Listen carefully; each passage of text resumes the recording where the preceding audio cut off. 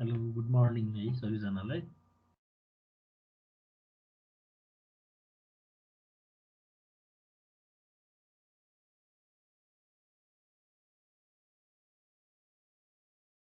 म सुन्दै हुनुहुन्छ है?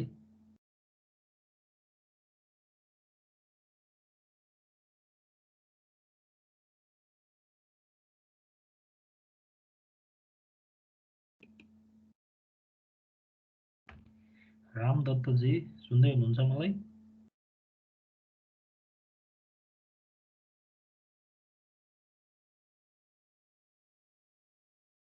सुनिरहेको छु सर, सुनिरहेको छु।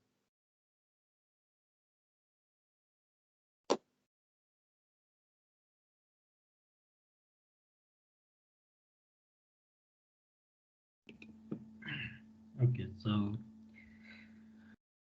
आज चाहिँ हामी यो control of electric drive chapter 3 मा भएको चाहिँ कन्ट्रोल अफ इलेक्ट्रिक ड्राइभ चाहिँ स्टार्ट गर्दैछौँ है। यसमा चाहिँ within this chapter we will discuss topics into sections. So in first there is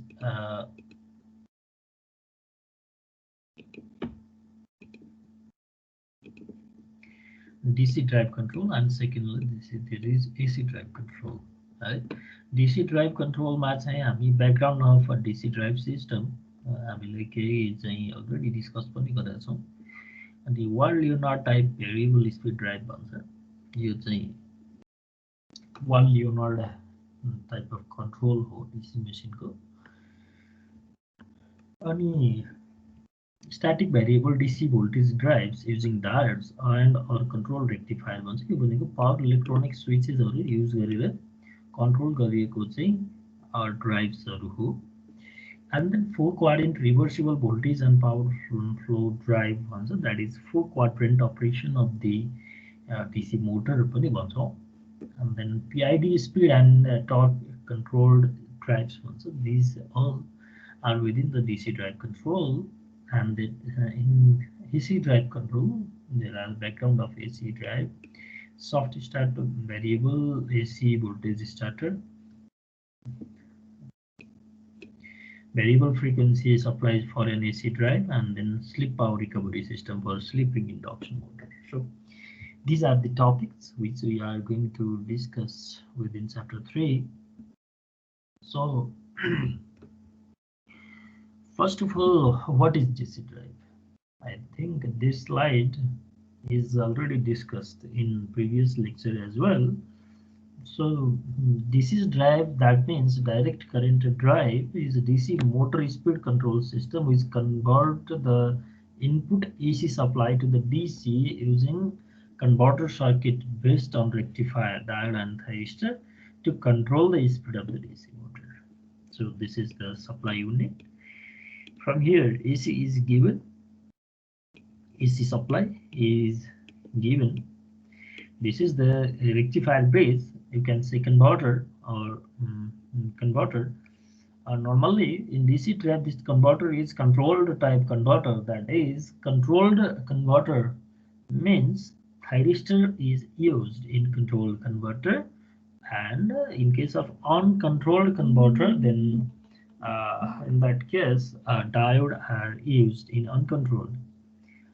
So normally in DC drive, the output DC must be controlled. So in most of the cases, thyristor is being used in this rectifier bridge, and then the rectified DC output from this bridge is given to the DC motor, and the current and speed of the DC motor is sensed back to the control element, and that regulates the speed by maintaining the firing angle in this thyristor. So this control circuit maintains the firing angle of the gate signal, firing angle of the thyristor through the gate signal.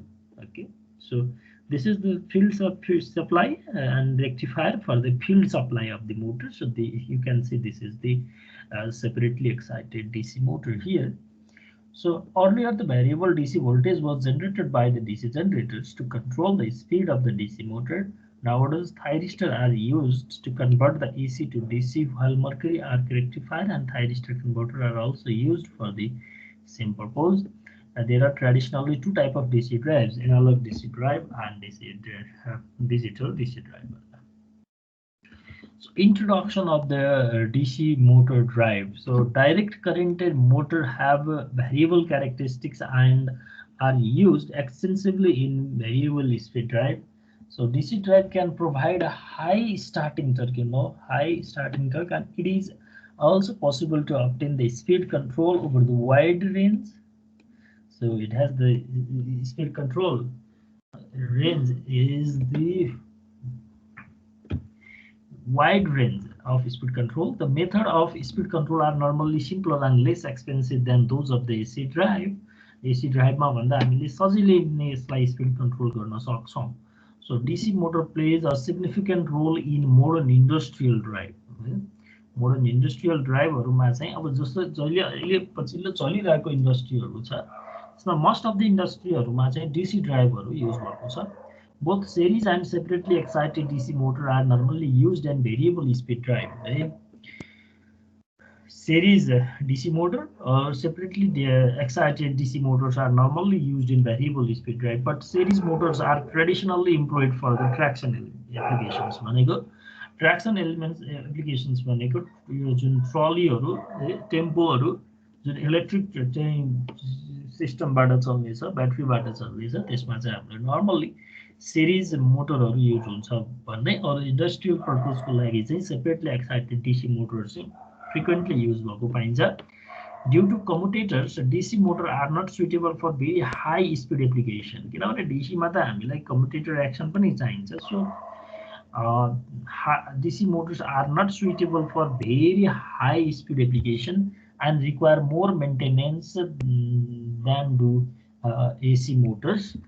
So with the recent advancement in the power conversion, control techniques and microcomputers, the AC drive are becoming more increasingly competitive with the DC drive. अहिलेको latest चाहिँ यो industrial sector मा पनि AC drive चाहिँ फेरि more prominent भएको पाइन्छ. So although the future trend is towards AC drive, है अब अहिलेको चाहिँ जुन यो advancement सँग भने power electronics को advancement ले control techniques लाई advance बनायो अनि with the combination of these control techniques with microcomputers, then AC drive has the bright future. किनभने AC drive has the variety of control range than in comparison to the DC drive. So although the future is towards the AC drive, DC drive are currently used in many industries. So it might be few decades before the DC drive are completely replaced by the AC drive. So अहिले few हामी के पाउँछौं भने DC ड्राइभहरु एकदमै large स्केलमा चाहिँ use भइरहेको छ. अनि introduction अब यसमै हामीले कन्टिन्यु गरेर भने controlled rectifier provides a variable DC output from a fixed AC voltage. हामी जुन त्यो ब्रिज रेक्टिफायर छ जसलाई हामी कन्भर्टर भन्छौं simply, and that is the rectifier. So control rectifier provide the variable DC output. तपाईलाई कति अमाउन्ट को चाहिँ voltage DC voltage निकाल्नु परेको छ. We can get that voltage by maintaining the that firing angle, whereas a DC-DC converter can provide a variable DC voltage from a fixed DC voltage. So अब कहिलेकाहीँ चाहिँ के हुन्छ भने कन्भर्टर पछि DC-DC कन्भर्टर पनि राख्न सक्छौं हामीले, रेक्टिफायर पछि DC-DC कन्भर्टर पनि राख्न सक्छौं. रेक्टिफायरले नर्मल्ली पल्सेटिङ DC निकाल्छ अनि हामीले DC-DC कन्भर्टर यदि रेक्टिफायर अनकन्ट्रोल्ड छ भने नर्मल्ली DC-DC कन्भर्टर राखिन्छ, रेक्टिफायर कन्ट्रोल्ड छ भने DC-DC कन्भर्टर चाहिँदैन. Due to their ability to supply a continuously variable DC voltage, control rectifier and DC-DC converter made a revolution in modern industrial control equipment and the variable speed drive, with power levels ranging from fractional horsepower to the several megawatts. So control rectifier are generally used for the speed control of the DC motor. DC motor को speed control गर्न we use the control rectifier. The alternative form would be a diode rectifier followed by the DC-DC converter. So हामीले control rectifier use गरेका छौँ भने DC-DC converter नचाहिने भयो. अर्को भनेको if हामीले अनकन्ट्रोल रेक्टिफायर भनेको डायोड युज गरेको छ भने हामी त्यसलाई अनकन्ट्रोल रेक्टिफायर भन्छौँ, किनभने डायोड रेक्टिफायरबाट आउने आउटपुट भोल्टेज कन्स्ट्यान्ट हुन्छ. थाइरिस्टरबाट चाहिँ हामीले रेक्टिफायर बनाएको छौँ भने त्यसको आउटपुट चाहिँ कन्ट्रोलेबल हुन्छ. That can be achieved as per our requirement. But in case of diode output fix हुन्छ. र हामीलाई कन्ट्रोल मोटरको स्पिड कन्ट्रोल गर्नको लागि भेरिएबल डिसी भोल्टेज चाहिन्छ. Variable DC voltage means either तपाईँलाई डिफ्रेन्ट म्याग्निट्युडको डिसी भोल्टेज चाहिन्छ भन्न खोजेको हो. भेरिएबल भनेपछि तपाईँले एसी बुझ्नु होला, फेरि त्यो भन्न खोजेको होइन. भेरिएबल डिसी भनेको चाहिँ डिफ्रेन्ट म्याग्निट्युडको डिसी भोल्टेजहरू चाहिन्छ भन्न खोजेको हो. त्यसको लागि चाहिँ हामीलाई डायोडले मात्र पोसिबल छैन. डायोड युज अनकन्ट्रोल रेक्टिफायर छ भने त्यसको पछाडि हामी DC-DC कन्भर्टर राख्छौँ. DC-DC कन्भर्टर चाहिँ कन्ट्रोल्ड हुन्छ. फेरि त्यो भइसकेपछि हामीले DC चाहिँ डिफ्रेन्ट एमाउन्टको भोल्टेज लिन सक्छौँ. So DC drive can be classified in general 3 into 3 types: single phase drives, 3-phase drives and DC-DC converter drives भनेर चाहिँ हामीले ओभरअल क्लासिफाई गर्न सक्छौँ. Okay. Controlled rectifier and DC-DC converter field drives भनेर चाहिँ यसमा चाहिँ जस्तो तपाईले यसमा हेर्नुभयो भने यो फर्स्टमा चाहिँ के छ भन्दाखेरि सिधै कन्ट्रोल्ड रेक्टिफायर युज गरेको छ. कन्ट्रोल्ड रेक्टिफायर जुन AC टु DC बनाउन युज गरेको छ, यसमा चाहिँ के युज गर्छ त नर्मल्ली थाइरिस्टर युज गर्ने भयो के.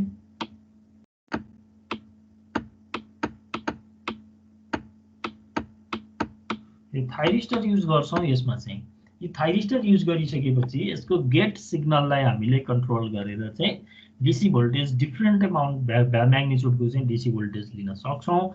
एन्ड यो जुन यो भेरिएबल DC भोल्टेज छ यसलाई चाहिँ हामीले मोटरको आर्मेचरमा सप्लाई दिएर चाहिँ स्पिड कन्ट्रोल गर्न सक्छौँ. यो चाहिँ मोटरको फिल्ड हो. मोटरको फिल्डमा चाहिँ हामीले फेरि अर्को चाहिँ यो DC सप्लाई दिनु पर्यो. सो यहाँ AC टु DC बनाएर यो चाहिँ फिल्ड सप्लाईको लागि हो, यो आर्मेचर सप्लाईको लागि हो हैन. अब फिल्ड सप्लाईमा हामीलाई अहिले त्यति धेरै चाहिँ कन्सर्न छैन. फिल्ड सप्लाईमा हामीले एसीलाई नर्मल्ली DC बनाएर फिल्ड सप्लाई दिन्छौँ हैन. एसीलाई DC बनाएर फिल्ड सप्लाई दिउँ. अब यो कन्ट्रोल्ड रेक्टिफायर भएको अप्सन भयो.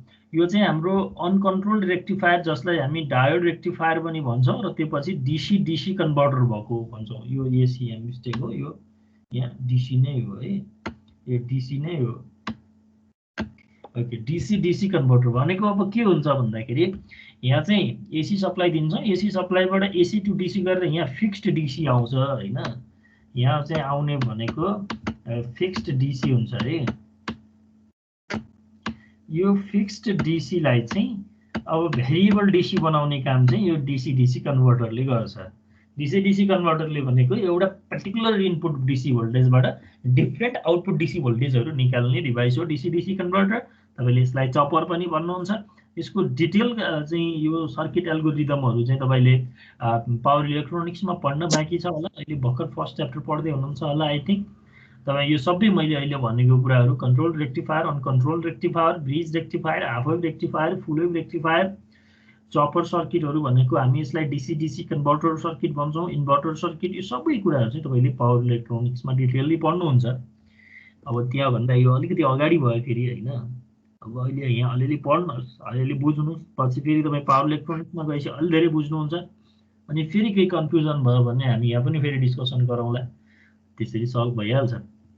तपाईँहरूसँग बिचमा केही कन्फ्युजन छ भने क्वेसन राख्दै जानु होला है. सर मेरो क्वेसन जरा भन्नुहोस् न सर. त्यो मोटरलाई खास कन्ट्रोल गरेको कि मोटरको आउटपुटलाई कन्ट्रोल गर्न खोजेको हामीले यो ड्राइभमा? अहिलेको यहाँ प्रिन्सिपल मात्र के हो भन्दाखेरि मोटरको स्पिड कन्ट्रोल गर्नको लागि हामीलाई भेरिएबल भोल्टेज चाहिन्छ है. भेरिएबल भोल्टेज कसरी निकाल्न सकिन्छ भन्ने चाहिँ पर्सपेक्टिभले मात्रै हेरेका छौँ क्या अहिले. अनि सर त्यो मेसिनमा जत्रो पढ्यो स्पिड कन्ट्रोलहरू अनि त्यसको आर्मेचर कन्ट्रोलर त्यो यसमा चाहिँ के फरक भयो त त्यसो भए? एउटै कुरा त हो नि, तपाईँले एउटै कुरा त हो नि। त्यहाँ चाहिँ तपाईँले भ्यारिएबल भोल्टेज सप्लाई दिएर भ्यारिएबल फ्रिक्वेन्सी दिएर चाहिँ मेसिनको स्पिड कन्ट्रोल गर्न सकिन्छ भनेर पढ्नु भएको थियो। अब यहाँ हामी त्यही भ्यारिएबल भोल्टेज चाहिँ कसरी निकाल्न सकिन्छ भनेर पढिरहेछौँ कि। भेरिएबल भोल्टेज अटो ट्रान्सफरबाट दिँदा नै भयो त नि। कहाँबाट? डिसीमा आउटपुट अनि ट्रान्सफर्मरबाट दिएर हुन्छ त। ट्रान्सफरबाट आइएसीमा भनेको त्यो त त्यहाँबाट दिँदा त हुन्छ र नि। के भन्नुभयो अरे फेरि भन्नुहोस् त। एसी ड्राइभमा नै अब अटो ट्रान्सफर्मरहरू जो पढेको थियौँ त्योबाट नै गर्न मिल्छ र नि त। यो डिसी ड्राइभ हो नि त। अहिले हामी डिसी ड्राइभ कुरा गरिरहेछौँ नि त, होइन? बुझ्नुभयो? र के अरे जुन तपाईँले भन्नुभयो नि auto transformer, that is the अर्को अप्सन पनि ठिक हो तपाईँले भन्नुभएको कुरा। तर अब यो अटो ट्रान्सफर्मर राख्ने अप्सन भन्दा जुन यो पावर इलेक्ट्रोनिक बेस्ड कन्भर्टरहरूबाट दिने चाहिँ एकदमै रोबस्ट हुन्छ, सस्तो हुन्छ र रिलायबल हुन्छ। त्यो भएर हामी यो जुन ट्रान्सफर्मरहरू जुन आफैमा लार्ज डिभाइसेसहरू हो, त्यो लार्ज कस्टली डिभाइसेस पनि हुन्छ, त्यसको कम्पेरिजनमा पावर इलेक्ट्रोनिक कन्भर्टरहरू, पावर इलेक्ट्रोनिक स्विचिङ डिभाइसेसहरू जसलाई हामी सेमी कन्डक्टर डिभाइसेस भन्छौँ, सेमी कन्डक्टर स्विचहरू युज गरेको कन्भर्टरहरूलाई चाहिँ मोर कम्प्याटेबल, मोर रिलायबल मानिन्छ कि। बुझ्नुभयो? तपाईँले सोध्न खोजेको क्वेसन अलिक इलाबोरेट गरेर गर्नुभयो भने म ठ्याक्कै भन्न सक्छु, होइन? होइन कि सर, यस्तो पढ्दै जाँदा गएपछि झन् कन्फ्युज हुँदो रहेछ कि पहिला पढेको अहिले पढेकोमा खास डिफ्रेन्स चाहिँ के रहेछ अनि त्यसको युटिलाइजेसन कहाँ गर्ने हो, त्यो गर्दा नि हुनुपर्ने हो त नि, त्यो भन्न खोजेको। होइन, पहिला त तपाईँले के पढ्नु भएको छ र? मेसिनमा चाहिँ तपाईँले स्पिड कन्ट्रोल कसरी स्पिड कन्ट्रोल पढ्यौँ नि त हामीले, मेसिन फर्स्टमा सेकेन्डमा। स्पिड कन्ट्रोल कसरी गर्न सकिन्छ भन्ने मेथड पढ्नु भयो नि, राइट? हो। तपाईँले चाहिँ त्यसमा अब तपाईँलाई फ्रिक्वेन्सी के अरे भोल्टेज भेराइ गरेर स्पिड कन्ट्रोल गर्न सकिन्छ भनेर पढ्नु भयो नि, राइट? अब डिसी ड्राइभमा त्यो भ्यारिएबल भोल्टेज कसरी निकाल्ने, त्यो पनि के हुनु पर्यो? कन्ट्रोल्ड हुनु पर्यो। तपाईँले भ्यारिएबल भनेर एकचोटि अनकन्ट्रोल्ड भ्यारिएबल हुनु भएन। तपाईँलाई जति भोल्टेज चाहियो भने त्यति भोल्टेज इन्स्ट्यान्टली त्यो टाइममा चाहियो भनेपछि त्यो निकाल्ने कसरी भनेर यहाँ अहिले हेरिरहेछौँ नि त हामी। सो त्योभन्दा डिफ्रेन्ट होइन कि कुरा। बुझ्नुभयो? ल ठिक छ। डिस्कसन गर्दै अझै पछाडि जाँदै गएपछि तपाईँलाई केही स्टिल कन्फ्युजन रह्यो भने चाहिँ तपाईँले क्वेसन गर्नुहोस् न है। ओके, सो यो र युजमा चाहिँ तपाईँले दुईवटा मेथड चाहिँ तपाईँले यहाँ हेर्नु पर्यो। एउटा कन्ट्रोल रेक्टिफायर युज गरेर भ्यारिएबल चाहिँ भोल्टेज पनि आउँछ यहाँनिर। अर्को चाहिँ आइदर त युज तपाईँले अनकन्ट्रोल रेक्टिफायर प्लस यो डिसी कन्भर्टर युज गर्नुभयो भने पनि अब यो पोइन्टमा आउने र यो पोइन्टमा आउने भोल्टेजको नेचर चाहिँ के हुन्छ? कन्ट्रोल्ड डिसी भोल्टेज हुन्छ। अब यो कन्ट्रोल डिसी भोल्टेजलाई तपाईँले मोटरलाई सप्लाई दिन युज गर्नुहुन्छ to control the speed of the motor. अब basic characteristics of DC shunt मोटरको तपाईँले अलिकति डिसी सन्ट मोटरको चाहिँ बेसिक क्यारेक्टरिस्टिक्स हेर्नुभयो भने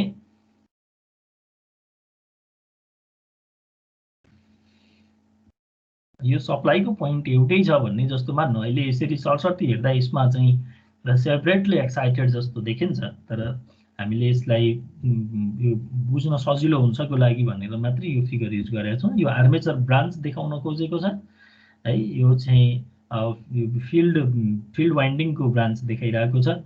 अनि अब यसमा चाहिँ यो चाहिँ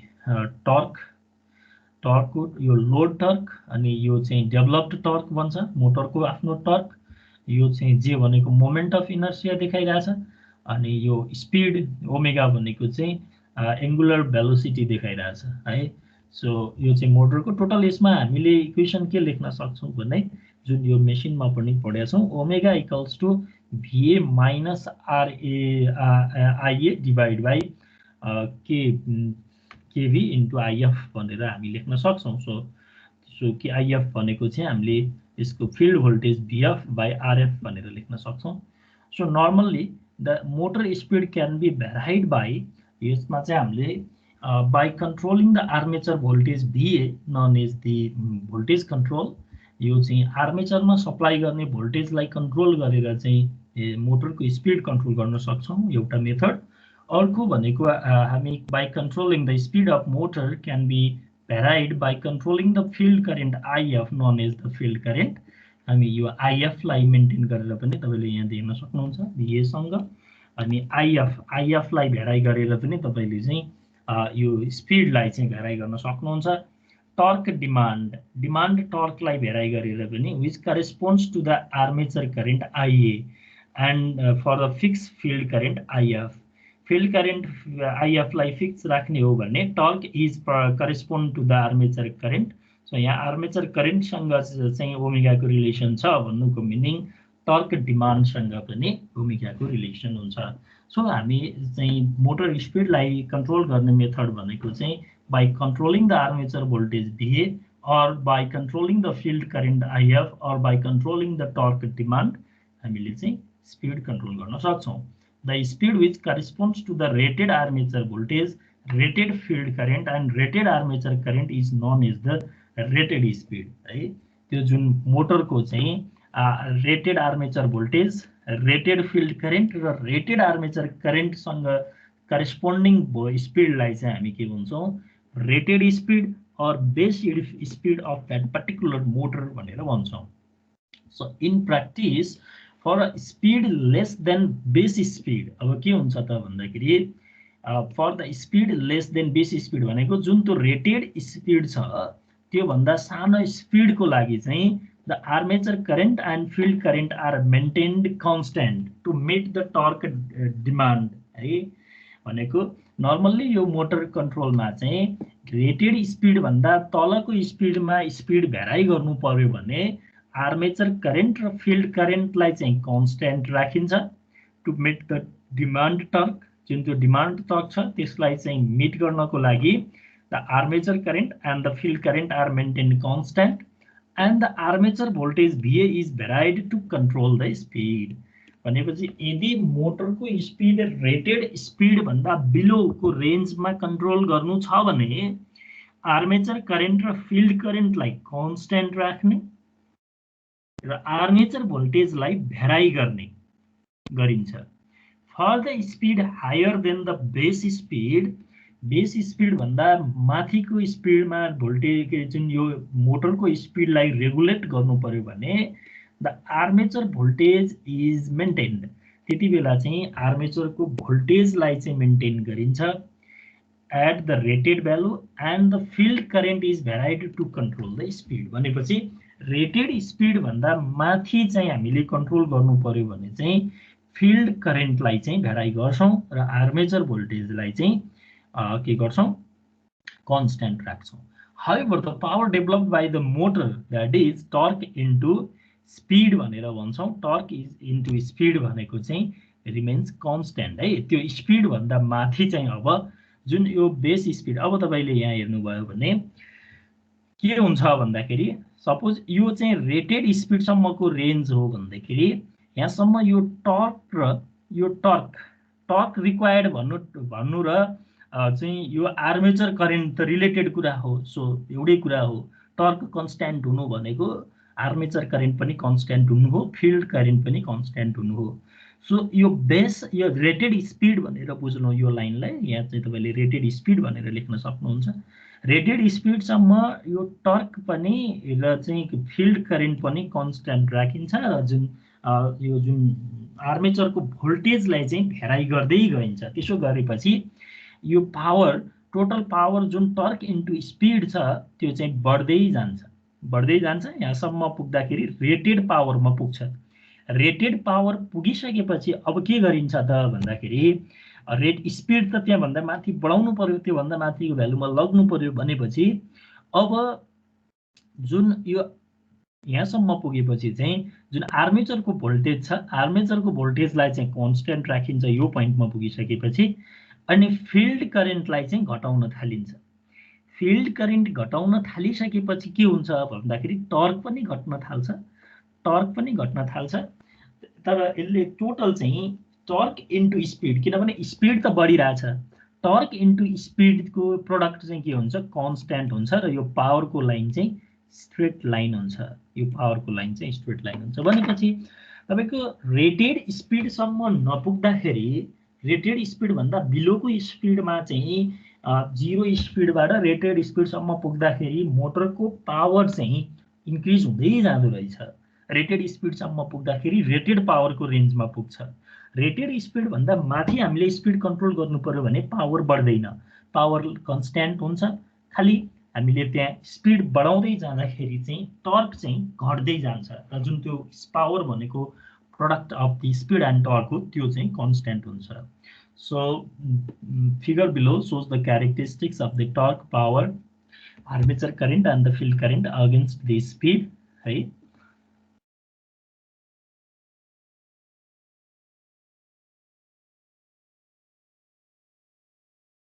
so basic characteristics of DC series motor हेर्नुभयो भने त्यही नै तपाईले पाउनुहुन्छ। जस्तो चाहिँ यो सिरिज डिसी मोटरको चाहिँ एक्सप्रेसन हेर्नुभयो भने अब फिल्ड आरएफ पनि यो जुन फिल्ड रेजिस्टर र आर्मेचर रेजिस्टेन्स सिरिजमा हुने भयो सिरिज मोटरमा, हैन। अब यही यो इजी भनेको चाहिँ अब ब्याक इएमएफ भने पनि हुन्छ, अब यो जेनेरेटर छ भने इन्ड्युस्ड इएमएफ भने पनि भयो, है। सो यसको एक्सप्रेसन चाहिँ तपाईले अब omega equals to V minus R A plus R F दुईटै लेख्नु पर्ने भयो into I A divide by K into I F भनेर लेख्न सक्नुहुन्छ। र यसको चाहिँ एक्सप्रेसन हेर्नुभयो भने चाहिँ यसको वेभफर्म हेर्नु भने अघिको जस्तै नै हो। स्पिड चाहिँ यो जुन रेटेड स्पिडसम्म चाहिँ कन्ट्रोल गर्ने बेलामा चाहिँ यहाँ पनि जुन त्यो आर्मेचर भोल्टेज चाहिँ हामीले चेन्ज गर्दै जान्छौँ र पावर इन्क्रिज हुँदै जान्छ। यहाँ पछि चाहिँ पावर कन्स्ट्यान्ट गर्नको लागि चाहिँ हामीले अब यहाँ त आर्मेचर करेन्ट भन्नु र फिल्ड करेन्ट भन्नु एउटै थियो। सो फिल्ड करेन्ट घटाइन्छ, फिल्ड करेन्ट घट्दाखेरि आर्मेचर करेन्ट पनि घट्ने भयो। जुन कुरामा चाहिँ यहाँ आर्मेचर करेन्ट चाहिँ प्रिभियसली सन्ट डिसी मोटरमा हेर्नु हो भने आर्मेचर करेन्ट कन्स्ट्यान्ट हुन्थ्यो, खालि फिल्ड करेन्ट मात्र घटाउँथ्यौँ। तर यो सिरिजको केसमा चाहिँ आर्मेचर करेन्ट भन्नु नै फिल्ड करेन्ट भएको हुनाले आर्मेचर फिल्ड करेन्ट घटाउँदा आर्मेचर करेन्ट पनि घट्छ। अनि त्यसले गर्दाखेरि जुन यो स्पिड बढ्छ त्यो अनुसारको टर्क घट्छ र स्पिड इन्टु टर्क चाहिँ फेरि कन्स्ट्यान्ट हुन्छ र पावर कन्स्ट्यान्ट हुन्छ, है। The motor speed can be varied by controlling the armature voltage, known as voltage control. Armature current IA, which is a measure of torque demand.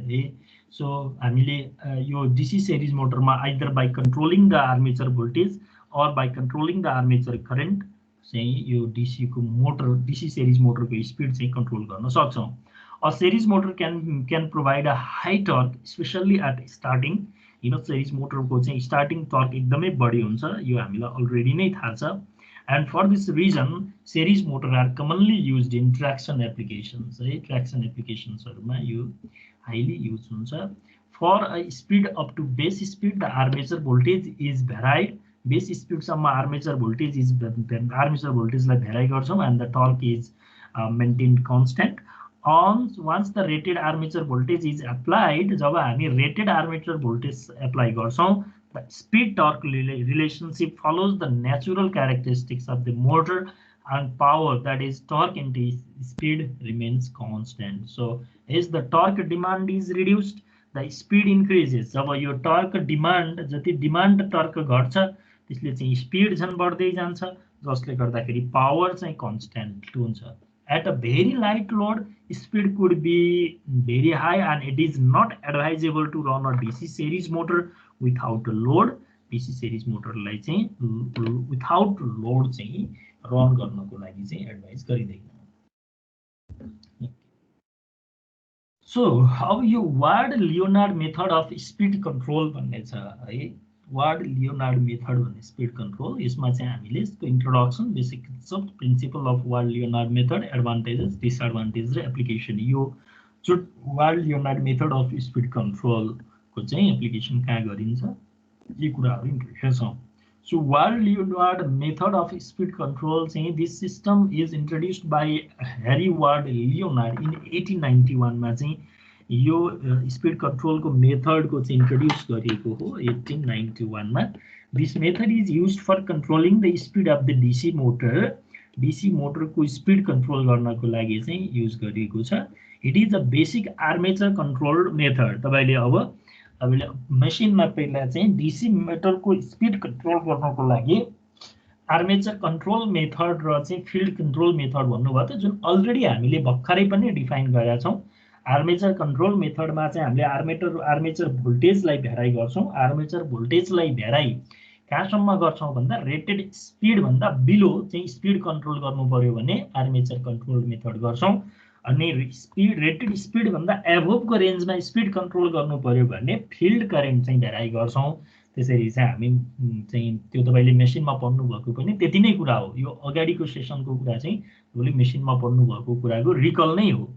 तर यसमा चाहिँ जुन यो आर्मेचर कन्ट्रोल मेथड छ, यो वार्ड लियोनार्ड मेथडमा चाहिँ के गरेको छ भने यसलाई अलिकति चाहिँ मोडिफाई गर्ने ट्राई गरेको छ। मोडिफाई के गरेको छ भन्दाखेरि सपोज यो मोटरको चाहिँ आर्मेचर कन्ट्रोल गर्नुपर्ने छ, M1 भन्ने मोटरको चाहिँ आर्मेचर कन्ट्रोल गर्नु छ भने यो अर्को छुट्टै दुईटा मसिनलाई चाहिँ यार्ड गरेको छ कि, जस्तो यो चाहिँ अर्को एउटा जेनेरेटर अनि अर्को एउटा मोटर हैन, मोटर जेनेरेटर सेट अर्को छुट्टै युज गरेर चाहिँ यो जेनेरेटरबाट चाहिँ भ्यारिएबल भोल्टेज जेनेरेट गर्ने अनि त्यो भ्यारिएबल भोल्टेज चाहिँ यो फर्स्ट मोटरको आर्मेचरमा सप्लाई, जुन मोटरको स्पिड कन्ट्रोल गर्नुपर्ने छ त्यसको आर्मेचरमा सप्लाई दिने भन्ने जस्तो छ। यो चाहिँ अलिकति कम्प्लिकेटेड छ।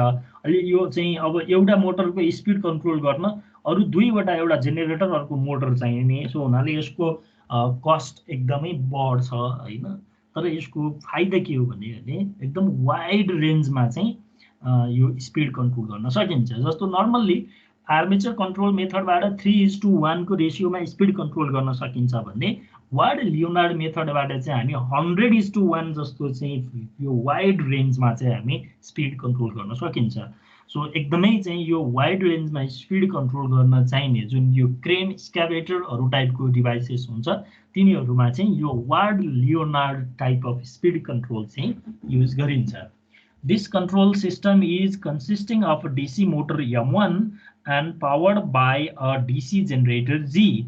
एउटा DC मोटर M1 छ, यसलाई चाहिँ हामी DC जेनेरेटर G बाट पावर सप्लाई दिन्छौँ। In this method, the speed of DC motor M1 is controlled. M1 को चाहिँ DC हामीलाई चाहिँ स्पिड कन्ट्रोल गर्नुपर्ने छ by applying the variable voltage across its armature. यसको आर्मेचरमा भ्याराइङ भोल्टेज एप्लाई गरेरै स्पिड कन्ट्रोल गर्ने हो। This variable voltage is obtained using a motor generator set. भनेको यसलाई भन्न खोजेको मोटर जेनेरेटर सेट, जुन यो भ्यारिएबल भोल्टेज M1 को आर्मेचरलाई चाहिन्छ त्यो चाहिँ हामी मोटर जेनेरेटर सेट युज गरेर भ्यारिएबल भोल्टेज निकाल्छौँ, which consists of a motor M2 directly coupled with the generator G. यो मोटर M2 र जेनेरेटर चाहिँ हाम्रो डाइरेक्टली कपल गरेर राखेको हुन्छ। सो यसको वार्ड लियोनार्डको नर्मल प्रिन्सिपल कस्तो हो भन्दाखेरि the speed of motor M1 is to be controlled which is powered by the generator G। हाम्रो जुन यो M1, G र M2 तपाईँले याद गर्नुहोस्। पहिला M1 को चाहिँ स्पिड कन्ट्रोल गर्नुपर्ने हो, G र M2 डाइरेक्टली कपल्ड छ एकअर्कामा, G र M2 कपल्ड छ। G र M2 चाहिँ M1 को स्पिड कन्ट्रोल गर्न चाहिएको एक्जुलरी डिभाइसेसहरू हो, मेन डिभाइस होइन, एक्जुलरी डिभाइस हो है। यदि बुझ्नुभयो भने the speed of motor M1 is to be controlled which is powered by the generator G। The shunt field of the motor M1 is connected across the DC supply lines. Now the generator G is driven by the motor M2। किनभने motor M2 र G त directly couple छ। Motor M2 मा हामी supply दिन्छौँ, motor M2 मा supply दिएपछि यो मोटर M2 मोटर चाहिँ घुम्न थाल्छ, त्यसकै साफ्टमा जेनेरेटर G को साफ्ट पनि कपल गरिसकेपछि G पनि घुम्छ and the speed of motor M2 is constant. त्यसको स्पिड चाहिँ कन्स्टेन्ट छ भनेपछि जेनेरेटरको स्पिड पनि कन्स्टेन्ट हुने भयो। When the output voltage of generator is fed to the motor M1, then the motor starts to rotate. अब जुन जेनेरेटरले जुन जेनेरेट गरेको भोल्टेज छ त्यो जेनेरेट गरेको भोल्टेज चाहिँ हामी M1 मा सप्लाई दिन्छौँ र M1 मोटर चाहिँ स्टार्ट हुन्छ। When the output voltage of generator varies, then the speed of motor also varies. भनेपछि यदि अब हामीले यो G भन्ने जेनेरेटर छ, जेनेरेटरको आउटपुट भोल्टेजलाई चाहिँ भेराइ गर्न सक्यौं भने मोटर M1 को स्पिडलाई पनि भेराइ गर्न सक्छौं। सो त्यसको basic connection diagram of Ward Leonard speed control system हेर्यौं भने यसमा हामीले के देख्छौं भने यो चाहिँ M1 यो motor to be controlled variable speed motor यो M1 भन्ने मोटरलाई चाहिँ हामीले कन्ट्रोल गर्नुपर्ने छ है कुरा बुझ्नु है यो M1 भन्ने मोटरलाई चाहिँ हामीले यसको स्पिड कन्ट्रोल गर्नुपर्छ यसको लागि हामीलाई दुईवटा एक्जिलरी मोटर मेसिनहरू चाहियो एउटा जेनेरेटर अर्को मोटर सो फर्स्टमा हामी के गर्छौँ भने जुन हामीसँग अभाइलेबल डीसी सप्लाई छ available DC supply motor M2 मा सप्लाई दिन्छौँ मोटर M2 मा अभाइलेबल डीसी सप्लाई अब यसलाई चाहिँ हाम्रो यसको आर्मेचरलाई पनि यो आर्मेचरलाई फिल्ड गयो यो चाहिँ फिल्डलाई गयो भनौँ न यो आर्मेचरलाई सप्लाई गयो यो फिल्डलाई सप्लाई गयो यो आर्मेचरमा सप्लाई दिइसकेपछि यो मोटर M2 घुम्छ यो मोटर M2 र जेनेरेटर यहाँ डाइरेक्टली कपल छ योबाट चाहिँ हामीले यो मोटर घुम्ने बित्तिकै यो जेनेरेटरको साफ्ट पनि घुम्न थाल्छ यो जेनेरेटरमा यो जेनेरेटरबाट EMF जेनेरेट हुनलाई के हुन पर्यो यसकोमा फिल्ड सप्लाई दिनु पर्यो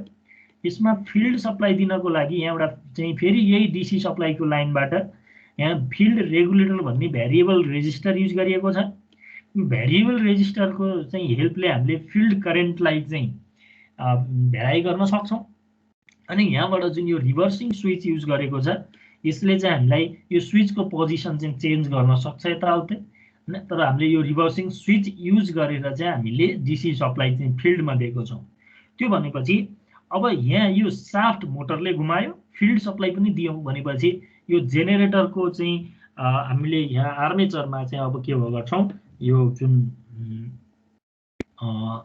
जुन भोल्टेज इन्ड्युस हुन्छ अब जेनेरेटेड भोल्टेज हुन्छ यो जेनेरेटेड भोल्टेजलाई चाहिँ अब फेरि हामी कार्बन ब्रसको थ्रु लिएर चाहिँ यो मोटर 1 जुन मोटरको स्पिड कन्ट्रोल गर्नुपर्ने छ यसमा सप्लाई दिन्छौँ अनि यसमा सप्लाई दिइसकेपछि अब यो मोटरमा पनि फिल्ड सप्लाई त चाहियो फिल्ड सप्लाई फेरि यहाँ डीसी सप्लाईबाटै ल्याएर फिल्ड सप्लाई दिन्छौँ अनि अब यसमा हामीले जुन इलेक्ट्रिक सप्लाई पनि भयो फिल्ड सप्लाई पनि भयो भनेपछि अब यो मोटर त घुम्छ अब यदि हामीले यहाँ जुन जेनेरेटरले सप्लाई गर्ने भोल्टेज भेरिएबल भोल्टेज चाहिँ जेनेरेट गर्न सक्यो भने यदि हामीले यहाँ यो भेरिएबल भोल्टेज चाहिँ यहाँबाट जेनेरेट गर्न सक्यो भने भेरिएबल भोल्टेज निकाल्यो भने यसको स्पिड पनि के हुने भयो स्पिड पनि भेरिएबल हुने भयो स्पिड पनि भेरिएबल हुने भयो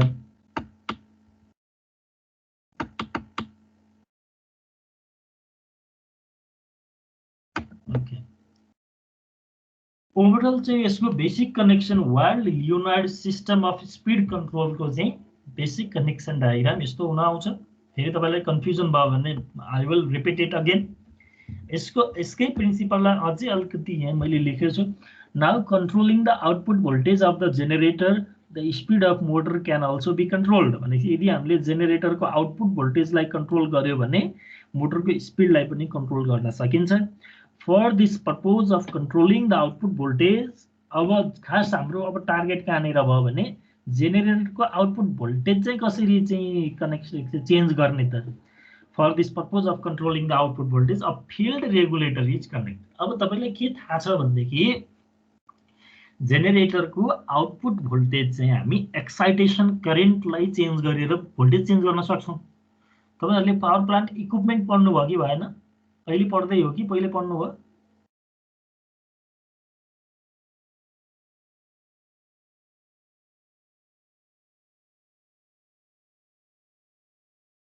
पावर प्लान्ट इक्विपमेन्ट यही सेमेस्टरमा होइन तपाईँहरूको हो सर अहिले पढ्दै हो पावर प्लान्ट इक्विपमेन्टमा चाहिँ सरले पढाउनु भयो यो चाहिँ एक्टिभ पावर र फ्रिक्वेन्सी कन्ट्रोल अनि रिएक्टिभ पावर र भोल्टेज कन्ट्रोल भनेर पढाउनु भयो त्यो पावर सिस्टममा पढे जस्तो लाग्छ सर पहिला नै ए अलिअलि त तपाईँले पावर सिस्टममा पनि पढ्नु भयो ठिक हो अब पावर इक्विपमेन्टमा अलिक डिटेलमा पावर प्लान्ट इक्विपमेन्टमा अलिक डिटेलमा पढ्नुहुन्छ त्यही नै कन्सेप्ट हो भनेको अब जेनेरेटरको भोल्टेज कन्ट्रोल गर्न हामीले एक्साइटेसन करेन्ट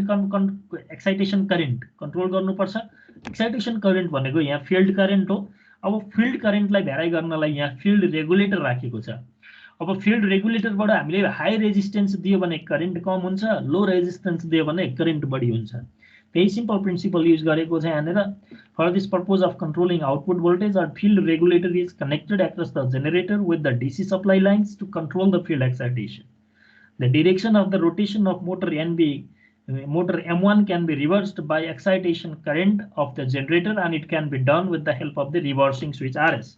यहाँ जुन यो रिभर्सिङ स्विच आरएस राखेको छ, यदि हामीले यो मोटर क्लकवाइज क्लकवाइज चलाउनु छ भने एउटा पोइन्टमा कनेक्सन गर्छौँ, यसलाई एन्टी क्लकवाइज चलाउनु छ भने रिभर्सिङ स्विचको पोइन्टलाई हामीले रिभर्स गरिदिने बित्तिकै यो अर्को डिरेक्सन, मोटरको डिरेक्सन अर्को हुन्छ है।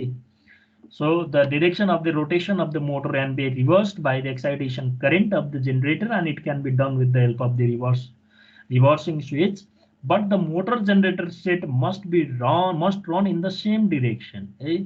मोटर जेनरेटर सेट चाहिँ फेरि अब यसको मात्र डिरेक्सन चेन्ज हुने हो, यो डिरेक्सन चेन्ज हुँदैन यो त्यो गर्दाखेरि है। यसको भोल्टेज जुन जेनेरेटेड भोल्टेज हुन्छ यसको पोलारिटी चेन्ज हुन्छ, यसको पोलारिटी चेन्ज भएपछि मोटर M1 को मात्र डिरेक्सन चेन्ज हुन्छ। यो चेन्ज गरेर यो मोटर जेनरेटर सेटको चाहिँ नि साफ्टको स्पिड चाहिँ चेन्ज हुँदैन। यही हो वार्ड लियोनार्ड चाहिँ मेथड भनेको। अब यसमा चाहिँ हामीले यो चाहिँ फिल्ड रेगुलेटर युज गरेर चाहिँ एकदम लार्ज रेन्जमा चाहिँ स्पिड कन्ट्रोल गर्न सक्छौँ र यो मोर एक्युरेट पनि हुन्छ, रेन्ज पनि एकदमै बढी हुन्छ, तर यसको हाई एकदमै कस्टली हुन्छ। यसको तपाईँले एडभान्टेजेस हेर्नुभयो भने it is very smooth control, smooth speed control system over a very wide range. हेर्नु चाहिँ वाइड रेन्जमा एकदमै स्मुथ रेन्ज कन्ट्रोल गर्न स्मुथ कन्ट्रोल गर्न चाहिँ सक्छ यो मेथडले। This method can be controlled in both direction of rotation of the motor easily. दुईटै डिरेक्सनमा हामीले स्पिडलाई चाहिँ इजिली कन्ट्रोल गर्न सक्छौँ, फरवर्ड रिभर्स बोथ डिरेक्सनमा। The motor can run with a uniform acceleration. Speed regulation of DC motor is in this system is very good, and it has inherent regenerative braking property. Regenerative braking property भनेको यो मोटरबाट back supply दिने जस्तो हो कि भनेको चाहिँ motor चाहिँ जेनेरेटर मोडमा चाहिँ पनि काम गर्न सक्छ भन्न खोजेको। यसको रिजेनेरेटिभ ब्रेकिङ भने के हो यसको अलिकति डिटेल हामी पछाडि पढ्छौँ फेरि है। अनि यसको डिसएडभान्टेज भनेको the system is very costly. Main भनेको त very costly because 2 extra machine are required. एउटा मेसिनको स्पिड कन्ट्रोल गर्न अरू 2टा मेसिन चाहिन्छ। Overall efficiency of system is not sufficient specially if it is lightly loaded है। ओभरअल इफिसियन्सी चाहिँ सफिसियन्ट नहुन सक्छ किनभने धेरै मेसिन युज भइसकेपछि धेरै लस हुने भयो। सो यो लाइट सफिसियन्टली लोडेड छैन भने इफिसियन्सी पनि कम हुने भयो। लार्जर साइज एन्ड वेट, यसको साइज वेट बढी हुने भयो। रिक्वायर्स मोर फ्लोर एरिया पनि बढी चाहिन्छ। फ्रिक्वेन्ट मेन्टेनेन्स हुने भयो चाहिने भयो। The drive produces more noise पनि बढी प्रड्युस गर्ने भयो। सो यो सिस्टमको एप्लिकेसन यो जुन वार्ड लियोनार्ड मेथडको स्पिड कन्ट्रोलको चाहिँ हामीले एप्लिकेसन हेऱ्यौँ भने this speed control system is mainly used in colliery windows, cranes, electric excavators, mine waste, elevators, steel rolling mill, paper machine, diesel locomotives। यिनीहरूमा चाहिँ यो टाइपको स्पिड कन्ट्रोल सिस्टम चाहिँ युज गरिन्छ है, जहाँ चाहिँ हामीलाई वाइड रेन्जको चाहिँ स्मुथ स्पिड कन्ट्रोल आवश्यक पर्छ। यो सामानहरू आफैमा पनि कस्टली हुन्छ नि त हैन, त्यही भएर त्यहाँ कस्टको त्यति धेरै सिग्निफिकेन्स हुँदैन, बरु हामीलाई वाइड रेन्जको स्पिड कन्ट्रोल चाहिँ सिग्निफिकेन्ट हुन्छ भने त्यस्तो ठाउँमा चाहिँ हामीलाई यो ward Leonard method of speed control चाहिँ हाइली युज हुन्छ। सम्म केही कन्फ्युजन छ भने भन्नुहोस् त।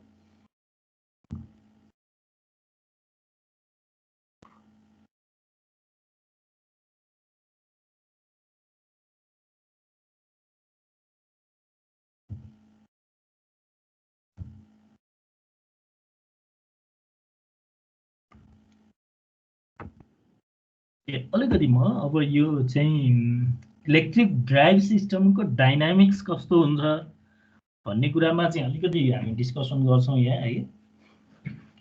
इलेक्ट्रिक ड्राइभ सिस्टमको डाइनामिक्सको विषयमा अलिकति कुरा गर्छौँ। यो भनेको चाहिँ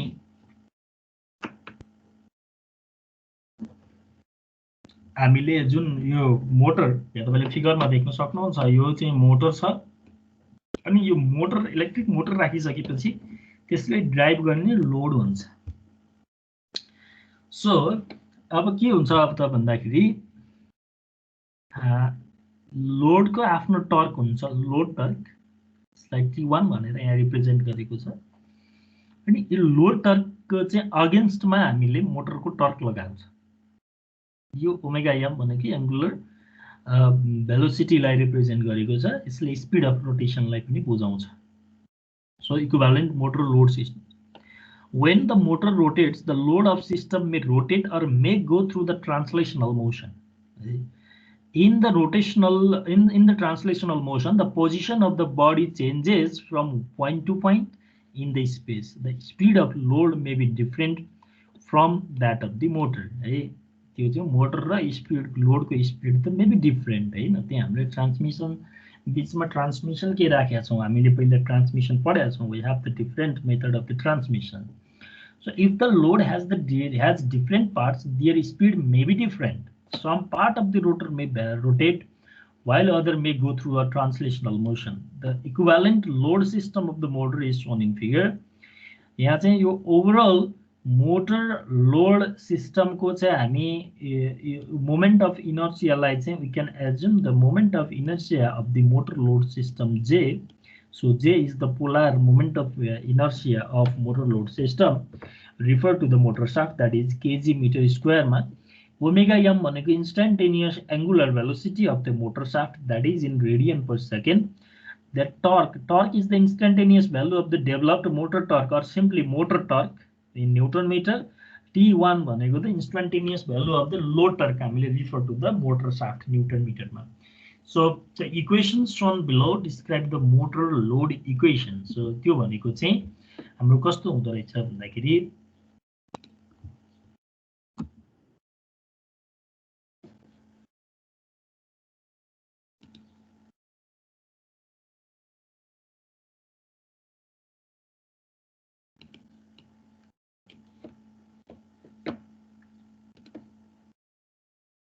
अगेन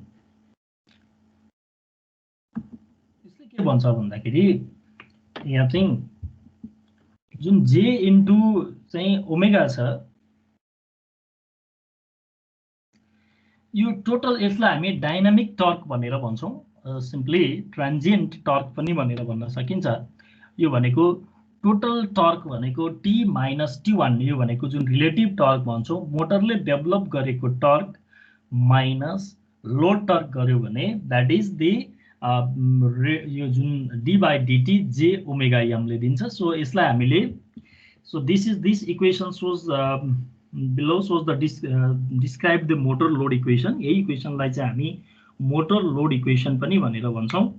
सो जुन यो differential torque T minus TL लाई चाहिँ डिफरेन्शियल टर्क भन्छौँ। डिफरेन्शियल टर्कलाई चाहिँ हामी rate of change of angular momentum भनेर चाहिँ डिफाइन गर्न सक्छौँ। जुन यो जुन differential torque T minus TL छ, this is the rate of change of the angular momentum. So angular momentum भनेको so mass of the moment जुन moment of inertia J छ, moment of inertia into angular velocity गर्यो भने that gives the angular momentum, and this rate of change of angular momentum means d by dt into j omega m हुन्छ। So यसको हामीले चाहिँ फेरि यो डेरिभेटिभको formula apply गर्यो भने this j d omega m by dt plus omega m dj by dt भनेर लेख्न सक्छौँ। सो हामीले यहाँ ख्याल गर्नुपर्ने एउटा सेन्टेन्स भनेको चाहिँ के हो भन्दाखेरि that the differential torque, that is the difference of motor torque and load torque, is the rate of change of the angular momentum. So momentum भनेको त moment of inertia into angular velocity गरेपछि momentum आयो। So this equation is the motor load equation. This equation is applicable for variable inertia drives such as mine, windows, rail drives, industrial robots. In this equation, the load torque includes friction and windage torque of the motor. So for constant inertia drive, यदि हाम्रो चाहिँ inertia constant inertia drive छ भने त्यति बेला चाहिँ हाम्रो dj by dt term चाहिँ 0 हुने भयो। यदि हाम्रो constant inertia छ भने, inertia constant छ भने, therefore the equation becomes constant inertia drive को लागि चाहिँ हाम्रो यो टर्म 0 भइसकेपछि we can write t equals to t minus t1 equals to j d omega m by dt. So अब यहाँ चाहिँ हामीले motor torque T equals to चाहिँ load torque plus this J अब जे लाई तपाईले अगाडि लेख्न सक्नुहुन्छ जे कन्स्ट्यान्ट भयो J D omega M by D T भनेर लेख्न सकियो सो जे भनेको मोमेन्ट अफ इनर्सिया भइहाल्यो ओमेगा एम भनेको एंगुलर भेलोसिटी अब यो total term D omega M by D T भनेको एंगुलर एक्सेलरेसन भयो रेट अफ चेन्ज अफ भेलोसिटीलाई चाहिँ हामीले एक्सेलरेसन भन्न सक्यौं Q1 भनेको त लोड टर्क भइहाल्यो है सो यो चाहिँ हाम्रो कस्तो हुन्छ भने दिस इक्वेसन इज नर्मल्ली दुईटै स्टेडी स्टेटमा पनि ट्रान्जिएन्ट स्टेटमा पनि भ्यालिड गर्छ नर्मल्ली मोटरले डेभलप गर्ने टर्क भनेको load torque plus J D omega M by D T हुने भयो The above equation shows that the load developed by the motor is counterbalanced by the load torque and dynamic torque. अब हामी जुन यो term छ J D omega M by D T यसलाई also dynamic torque भनेर पनि भन्छौं the torque component J D omega M by D T is called dynamic torque because it is present only during the transient operation. Transient operation किन भनेको भने speed constant भएको बेलामा फेरि D omega M by DT omega M constant हुन्छ यसको derivative पनि 0 हुने भयो so the acceleration or deceleration of the deceleration of the drive mainly depends on whether the load torque is greater or less than motor torque right? During the acceleration the motor supplies the load torque along with the additional torque component यदि हाम्रो acceleration हुनु छ भने speed बढ्नु छ भनेदेखि यो जुन डाइनामिक टर्क भनेको छौं यसको भ्यालु पनि पोजिटिभ हुन्छ र त्यो dynamic torque plus load torque दुईटैलाई चाहिँ मोटर टर्कले चाहिँ सप्लाई गर्यो भने त्यति बेला मोटर एक्सेलरेट हुन्छ है to overcome the drive inertia The energy associated with the dynamic torque is stored in form of kinetic energy and given by the equation this J d omega m by dt. During the deceleration, the dynamic torque has a negative sign. So, if speed constant भयो भने if speed constant त्यो हाम्रो d omega m by dt पनि constant हुन्छ के 0 d omega m by dt 0 हुन्छ त्यो भइसकेपछि यो टर्म चाहिँ के हुने भयो 0 हुने भयो र हामीसँग t equals to t1 हुने भयो सो फर कन्स्ट्यान्ट स्पीड मोटरको टर्क इक्वल्स टु चाहिँ लोड टर्क हुने रहेछ so in the steady state motor torque is counter balanced by the load torque है इन स्टेडी स्टेटमा चाहिँ that motor torque is counterbalanced by the load torque that is when the speed is constant motor torque and load torque opposes each other है speed constant छ भने motor torque र speed torque oppose गर्ने भयो speed variable छ भने पनि तिनीहरुको direction त अपोजिट भइहाल्छ हैन डाइरेक्सन त अपोजिट भइहाल्छ एक्सेलरेसन मोडमा छ भनेदेखि त्यो के हुने भयो जुन यो डाइनामिक चाहिँ टर्क पोजिटिभ हुन्छ त्यो भनेको मोटर मोडमै चाहिँ चल्ने भयो अब त्यो यदि डीएक्सेलरेसन मोडमा छ भने त्यो भने लोड टर्क चाहिँ लोड टर्क नै ठुलो छ भनेदेखि अब त्यो चाहिँ यो जुन डाइनामिक चाहिँ टर्क भनेको छौं त्यो चाहिँ को भ्यालु चाहिँ नेगेटिभ साइन लिनु पर्ने भयो ओके अब यही सँगै आउँछ four quadrant operation of the motor drive यसलाई अलिकति यही नेरबाट क्लियर गरौँ in electric drive to mechanical variable normally हाम्रो इलेक्ट्रिक ड्राइभको कुरा गर्दै जाँदा दुईवटा मेकानिकल भेरिएबलको कुरा आउँछ एउटा स्पीड अर्को torque we have to control these variables यो दुईटा variables लाई चाहिँ कन्ट्रोल गर्नुपर्ने हुन्छ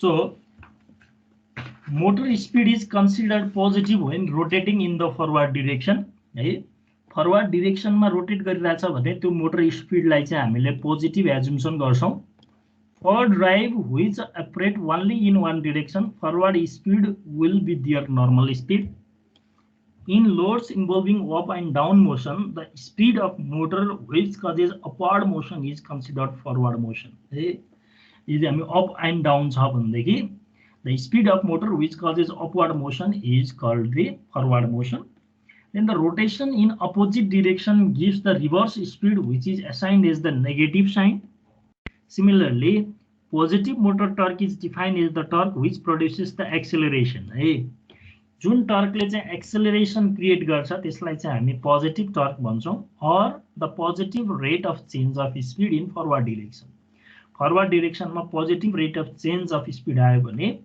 त्यसलाई चाहिँ हामी पोजिटिभ टर्क भनेर भन्छौँ।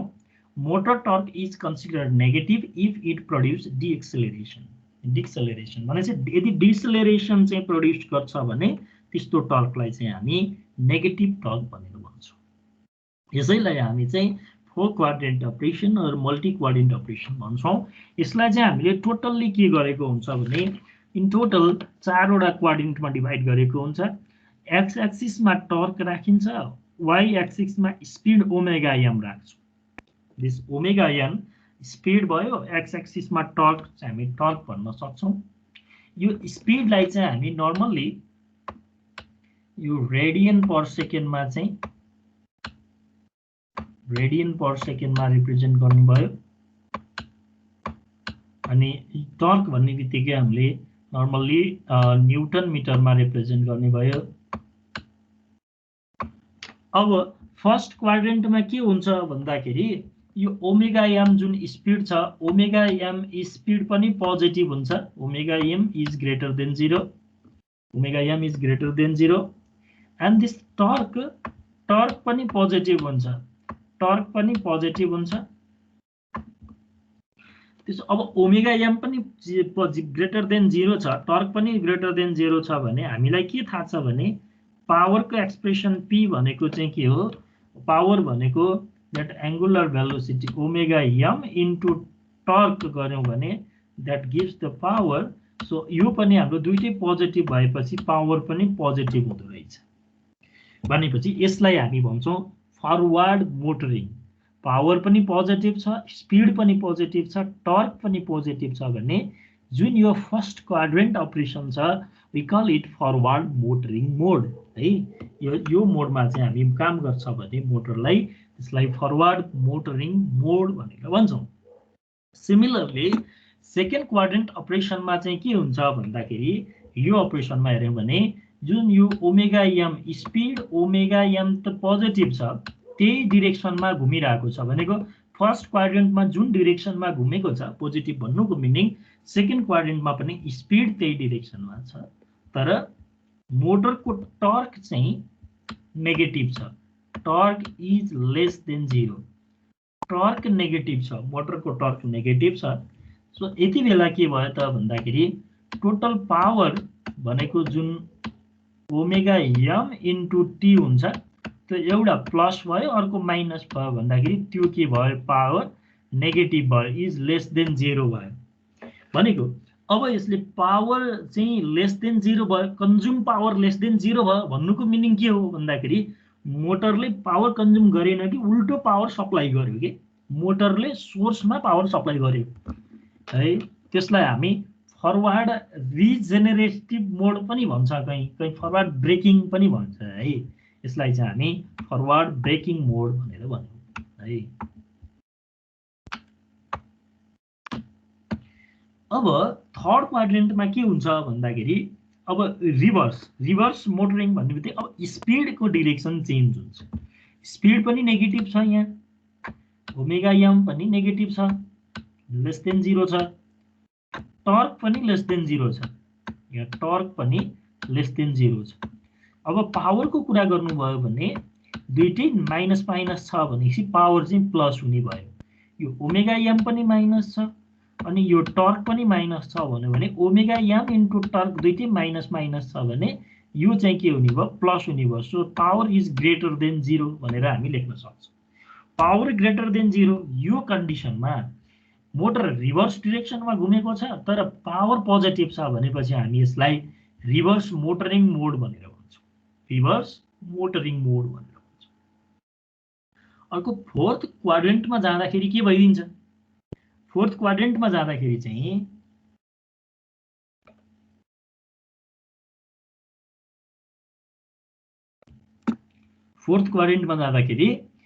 स्पिड त रिभर्स छँदैछ, स्पिड नेगेटिभ छ हैन।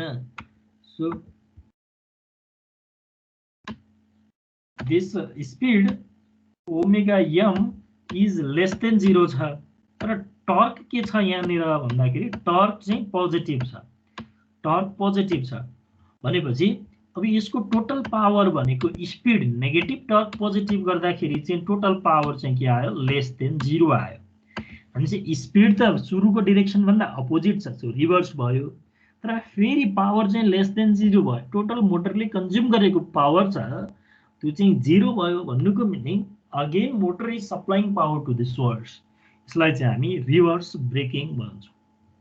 So multi quadrant operation of the drive भनेको चाहिँ यसको 4 वटा अपरेटिङ रिजन हुन्छ। यो 4 क्वाड्रेन्ट अपरेसनको 4 वटा क्वाड्रेन्ट हुन्छ भनौँ। त्यसमा first quadrant operation, second quadrant, third quadrant र फोर्थ क्वाड्रेन्ट अपरेसन भन्छौँ। फर्स्ट क्वाड्रेन्ट अपरेसनमा बोथ स्पिड र टर्क पोजिटिभ हुन्छ, so that gives the positive power, that is forward motoring mode. Second क्वाड्रेन्टमा चाहिँ स्पिड पोजिटिभ हुन्छ, टर्क नेगेटिभ हुन्छ, that means power पनि नेगेटिभ हुन्छ, so that is forward braking mode. Third quadrant अपरेसनमा चाहिँ स्पिड पनि नेगेटिभ छ, टर्क नेगेटिभ छ, सो नेगेटिभ इन्टु नेगेटिभ गर्दा पावर चाहिँ पोजिटिभ छ, so that is reverse motoring मोड भन्छ थर्ड क्वाड्रेन्ट अपरेसनलाई। अनि फोर्थ क्वाड्रेन्ट अपरेसन भनेको चाहिँ स्पिड नेगेटिभ छ, टर्क पोजिटिभ छ, सो भने पावर नेगेटिभ हुन्छ, so that is the reverse braking mode भनेर चाहिँ यसरी हामी fourth quadrant operation of motor ड्राइभलाई चाहिँ डिस्क्राइब गर्छौँ। So normally a motor operates in 2 modes. एउटा मोटरिङ मोड हुँदो रहेछ, अर्को ब्रेकिङ मोड हुँदो रहेछ। इन मोटरिङ मोडमा के हुन्छ त भन्दाखेरि it converts electrical energy to mechanical energy which supports its motion. है मोटरिङ मोडमा चाहिँ त्यसले इलेक्ट्रिकल इनर्जीलाई लिने भयो मोटरले, त्यसलाई मेकानिकल इनर्जीमा कन्भर्ट गर्ने भयो, जुन मोसनलाई सपोर्ट गर्छ त्यसले। इन ब्रेकिङमा हेर्नुभयो भने it works as a generator. है ब्रेकिङ मोडमा चाहिँ this motor works as a generator converting mechanical energy to electrical energy. है जेनेरेटर भन्ने बित्तिकै मेकानिकल इनर्जीलाई इलेक्ट्रिकल इनर्जीमा कन्भर्ट गर्छ and thus oppose the motion. त्यो जुन मोटरको मोसन छ त्यसलाई अपोज गर्छ इन ब्रेकिङ मोडमा चाहिँ। है मोटरिङ मोडमा चाहिँ मोसनलाई सपोर्ट गर्छ, ब्रेकिङ मोडमा चाहिँ मोसनलाई अपोज गर्छ। मोटरिङ मोडलाई चाहिँ इलेक्ट्रिकल टु मेकानिकल हुन्छ, ब्रेकिङ मोडमा चाहिँ मेकानिकल टु इलेक्ट्रिकल कन्भर्सन हुन्छ। Motor can provide motoring and braking operation for both forward and reverse direction. So forward motoring होइन, forward braking, reverse motoring, reverse braking गरेर 4 quadrant operation भएको हो। है अब यही फिगर जुन हामीले अघि डिस्क्राइब गऱ्यौँ यो 2.2 भनेर चाहिँ यहाँ मैले जहाँबाट लिएँ त्यही भएर मैले यहाँ 2.2 नै लिएँ। Figure 2.2 shows the torque and speed coordinates for both forward positive and reverse negative motion of 4 quadrant operation of the motor drive. Power developed by motor is given by the product of speed and torque. है power developed by motor भनेको चाहिँ the product of the speed and torque हो। In quadrant first quadrant में के भन्छ developed power is positive, hence machine works as a motor supplying mechanical energy. Operation in quadrant first is therefore called forward motoring. In quadrant second, power is negative, hence machine works under braking opposing the motion. है त्यो power negative छ भन्नुको meaning machine works under braking opposing the motion, मोसनलाई पनि oppose गर्छ। Therefore, operation in quadrant second is known as forward braking. Similarly, operation in quadrant 3 and 4 can be identified as reverse motoring and braking respectively. So, यो चाहिँ हामीले overall 4 quadrant operation of motor drive कस्तो हुन्छ भनेर हेरौँ।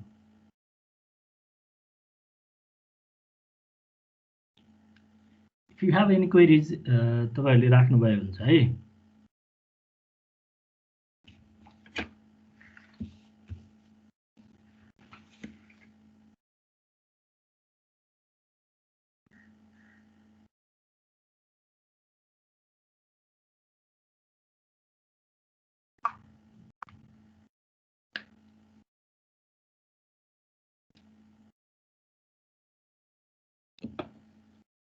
अब यही 4 quadrant अपरेसनलाई चाहिँ म अलिकति एउटा प्र्याक्टिकल एक्जाम्पलबाट तपाईहरुलाई अझै बुझाउने ट्राई गर्छु हैन। अहिले तपाईहरुले क्वेशन कसैले राख्नु भएन, त्यहाँ पछि अझै त्यो एक्जाम्पल पछि चाहिँ अझै तपाईहरुलाई क्लियर होला। त्यसपछि पनि फेरि चाहिँ डिस्कसन गरौँला है त For the better understanding of the above notations, let us consider the operation of a hoist or lift. Okay? जुन लिफ्ट हुन्छ नि in 4 quadrant operation of motor drive as shown in figure 2.3. Direction of motor and load torques and direction of speed are marked by arrows. अब हेर्नुस् त यो figure हेर्नुस् त यो फिगर हेर्नुस् है त यो एउटा चाहिँ लिफ्ट छ सपोज एउटा बिल्डिङको लिफ्टको कुरा गरौँ है बिल्डिङको लिफ्टको कुरा गरौँ लिफ्टमा के हुन्छ भन्दाखेरि अब मोटरले जुन एउटा हामीले यसलाई मोटरले रोटेट गर्छौँ एउटा पुल्लीमा सपोर्ट गरेको छ हैन अब एउटा लोडेड केज छ यहाँ लोडेड केज छ भनेको अब यहाँ त्यो लिफ्टमा मान्छेहरू बसेको छ भनौँ न है लिफ्टमा त्यहाँ मान्छेहरू बसेको छ अर्को यहाँ काउन्टर वेट हुन्छ अब तपाईलाई बुझ्नको सजिलोको लागि हामी के भनौँ भने वेट अफ लोडेड केज चाहिँ जुन यो लोडेड केज छ यसको वेट चाहिँ यो काउन्टर वेट भन्दा बढी हुन्छ weight of loaded cage is greater than weight of counter weight त्यसलाई तपाईले एजुम या चाहिँ लेखे पनि हुन्छ यसको एजुम्सन चाहिँ लोडेड केजको चाहिँ वेट काउन्टर वेटको भन्दा बढी हुन्छ अब हामीले यो लोडेड केजलाई चाहिँ यसलाई माथि उठाउनु पर्यो माथि लग्नु पर्यो केही तल माथि लग्नु पर्यो है यसलाई माथि लग्नु पर्यो भने नर्मल्ली त के हुन्छ भन्दाखेरि काउन्टर वेटको भन्दा लोडेड केजको वेट बढी छ भने यो वेट तल नै रहिराख्छ लोडेड केज तल नै रहिराख्छ अब हामीले यसलाई माथि लग्न मोटर युज गर्छौँ सो मोटर यसलाई माथि लग्नु छ भने यसको स्पिड कुन डिरेक्सनमा हुन्छ एन्टी क्लकवाइज डिरेक्सनमा हुन्छ यसलाई माथि लग्ने गरी नै हुन्छ यसको स्पिड है तर यहाँ हेर्नुभयो भने यो लोडेड केजको लोड टर्क छ नि लोडेड केजको जुन लोड टर्क छ लोड टर्कले त के यो लोडेड केजले त तल तान्न खोज्छ सो लोडेड टर्कको डिरेक्सन हेर्नुभयो भने क्लकवाइज देख्नुहुन्छ यहाँ पुल्लीको एक्रोसमा यो चाहिँ लोड टर्क हेर्नुभयो भने लोड टर्क चाहिँ क्लकवाइज देखिन्छ र अघि हामीले चाहिँ ड्राइभको डाइनामिक्समा के पढेका छौँ भने मोटरको टर्कले always opposes the load torque भनेर पढेका छौँ सो मोटर टर्कले चाहिँ के हुन्छ यसलाई चाहिँ माथि तान्न खोज्छ मोटर टर्क चाहिँ माथि लाग्छ के अब कुरा बुझ्नु है लोड टर्क डाउनवर्ड डिरेक्सनमा लागिरहेछ यसलाई माथि लग्न हामीले स्पिड एन्टी क्लकवाइज घुमाउनु पर्यो भनेपछि अब मोटर टर्कले लोड टर्कलाई अपोज गर्छ भनेपछि मोटर टर्कले चाहिँ यसलाई माथि लग्ने खोज्ने भयो सो तपाईले हेर्नुभयो भने यहाँ टर्क मोटर टर्क र चाहिँ स्पिड दुईटै काउन्टर क्लकवाइज यसलाई हामी दुईटैलाई पोजिटिभ मानौँ सो यो यसलाई हामी फर्स्ट क्वाड्रेन्ट अपरेसन भनेर भन्न सक्छौँ जुन यसले चाहिँ मोटरको रूपमा काम गर्छ यसलाई हामी फरवर्ड मोटरिङ भन्छौँ फरवर्ड मोटरिङ मोड भनेर भन्छौँ अब यो माथि गयो यो केस यस्तो छ यो लोडेड केजलाई माथि लाने केस भयो यो फरवर्ड अपरेसन फरवर्ड मोटरिङ मोड भन्ने अर्को केस लिगौँ हेर्नुहोस् त एउटा इम्प्टी केज छ ल ग्राउन्ड फ्लोरमा इम्प्टी केज छ यसलाई इम्प्टी केजलाई चाहिँ हामीले माथि लिएर जानु पर्यो इम्प्टी केजलाई माथि लिएर जानु पर्यो भने अब यहाँ हाम्रो एजम्सन के हो भन्दाखेरि काउन्टर वेटको वेट चाहिँ इम्प्टी केज भन्दा बढी हुन्छ अघि हामीले के भनेको थियौँ लोडेड केजको वेट चाहिँ काउन्टर वेट भन्दा बढी हुन्छ अहिले चाहिँ काउन्टर वेटको चाहिँ वेट चाहिँ इम्प्टी केजको वेट भन्दा बढी हुन्छ त्यो भएपछि नर्मल्ली अवस्थामा के हुन्छ भन्दाखेरि यो काउन्टर वेटले त बढी त तान्छ अब हामीलाई हेर्नुहोस् है त यो इम्प्टी केजलाई माथि लग्नु छ इम्प्टी केजलाई माथि लग्नु छ भनेदेखि मोटरको स्पिड त इम्प्टी केजलाई माथि लग्ने डिरेक्सनमै हुनु पर्यो एन्टी क्लकवाइज डिरेक्सनमै हुनु पर्यो यो ओमेगा एम है हैन अनि लोड टर्क कहाँनिर छ लोड टर्क भनेको काउन्टर वेटको लोड बढी छ काउन्टर वेटको चाहिँ वेट बढी छ भनेपछि लोड टर्क त यही डिरेक्सनमा एन्टी क्लकवाइज डिरेक्सनमा लाग्ने भयो नि अब यहाँ मोटरले के काम गर्नु पर्यो भन्दाखेरि यदि हामीले मोटरको टर्क छैन भन्ने एजुम्सन गऱ्यौँ भने काउन्टर वेटले त इम्प्टी केजलाई त एकदम स्वाट्टै माथि लगिदिन्छ नि त्यो त राम्रो भएन त्यो त कन्ट्रोल्ड भएन हामीले कन्ट्रोल स्पिडमा माथि लग्नु पर्यो र हामीलाई के पनि थाहा छ मोटर डाइनामिक यो ड्राइभ डाइनामिक्सबाट भने मोटर टर्क टीले लोड टर्कलाई जहिले पनि अपोज गर्छ त्यो हुनाले यो मोटरको टर्क चाहिँ लोड टर्कको अपोजिट डिरेक्सनमा लागिदिन्छ र जसले गर्दाखेरि अब यहाँ के हुन्छ भन्दाखेरि एक त काउन्टर वेटले आफैले नै यो एम्प्टी केजलाई माथि ड्राइभ गरेको हुनाले यसले इलेक्ट्रिकल इनर्जी लिनु पर्दैन यो तल जाने बेलामा जुन यहाँ रोटेसनल इनर्जी प्रड्युस हुन्छ त्यसले इलेक्ट्रिकल इनर्जी कन्भर्ट गर्छ र यो मोटरले उल्टो सोर्समा चाहिँ सप्लाई गरिदिन्छ र यो लोड टर्क टीले चाहिँ यसको जुन मोसनको अपोजमा काम गर्छ किनभने अघि हामीले अलरेडी भनिसकेका छौँ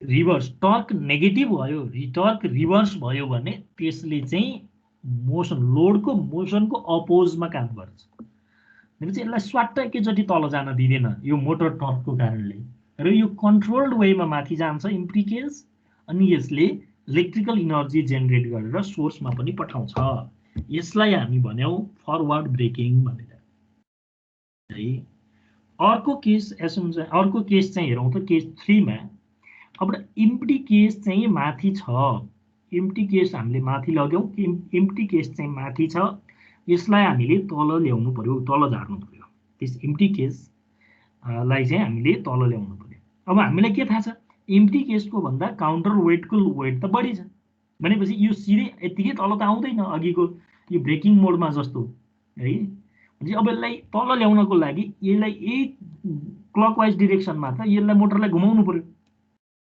लोड टर्क हेर्नुभयो भने काउन्टर वेटको लोड बढी भएको हुनाले लोड टर्क एन्टी क्लकवाइज डिरेक्सनमा लागिरहेछ मोटर टर्कले लोड टर्कलाई जहिले पनि के गर्छ अपोज गर्छ भनेपछि यहाँ यो हेर्नुस् त मोटर टर्क अघि सुरुमा हामीले एन्टी क्लकवाइज हुँदा पोजिटिभ भनेको थियौं अब क्लकवाइज भयो नेगेटिभ भयो मोसन एन्टी क्लकवाइज हुँदा पोजिटिभ भनेको थियौं यो क्लकवाइज भयो नेगेटिभ भयो दुईटै नेगेटिभ भयो तर यसले पावर त लियो नि फेरि सो पावर पोजिटिभ आयो र यसरी हामीले मोटरले यो हाई वेट हेभी वेटलाई चाहिँ माथि तान्छ र लाइट वेटलाई तल लगिदिन्छ यति बेला उसले इलेक्ट्रिकल इनर्जी कन्ज्युम गर्छ यो कन्डिसनलाई चाहिँ हामीले भन्यौं रिभर्स मोटरिङ भनेर रिभर्स डिरेक्सनमा घुम्यो र मोटरिङ एक्सन गर्यो so this is third quadrant operation is reverse motoring mode similarly तपाईं यो फोर्थ क्वाड्रेन्ट अपरेसनमा जानुभयो भने अब यो लोडेड केज माथि छ लोडेड केज माथि छ यति बेला हामीले के एजुम्सन गरेका छौं भने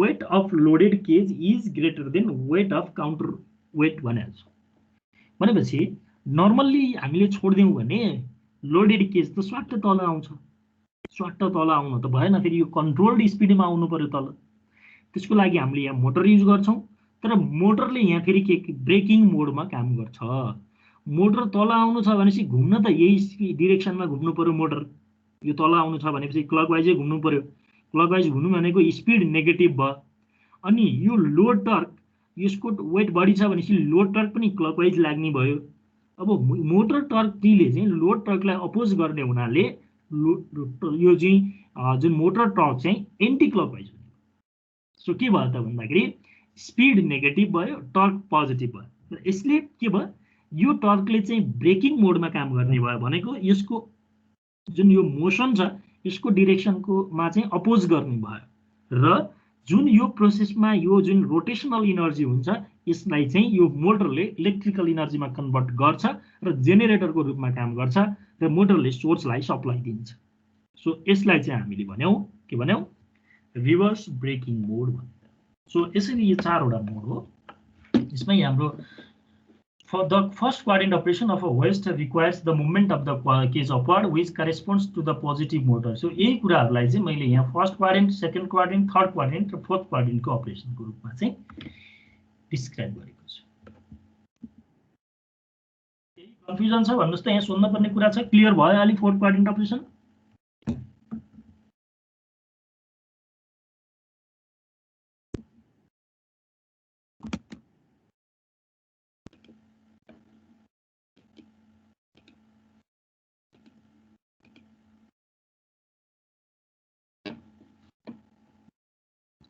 विश्वास बस्नेत अनम्युट गर त एकचोटी यस सर कृपया बुझ्यौ त यो चाहिँ आज मैले लेक्चरमा भनेको कुराहरु यस सर के रहेछ भन त फरवर्ड मोटरिङ भनेको सर फरवर्ड मोटरिङमा मोटरले सोर्सबाट पावर लिएर काम गर्छ। फरवर्ड मोटरिङ र रिभर्स मोटरिङको डिफरेन्स बुझ्यौ? यस सर हल्का हल्का हल्का बुझ्यो है। भिजन बराजुली हजुर सर। सुन्दैछौ मलाई? हजुर सर। केही कन्फ्युजन छ? छैन sir. Ramdatt Joshi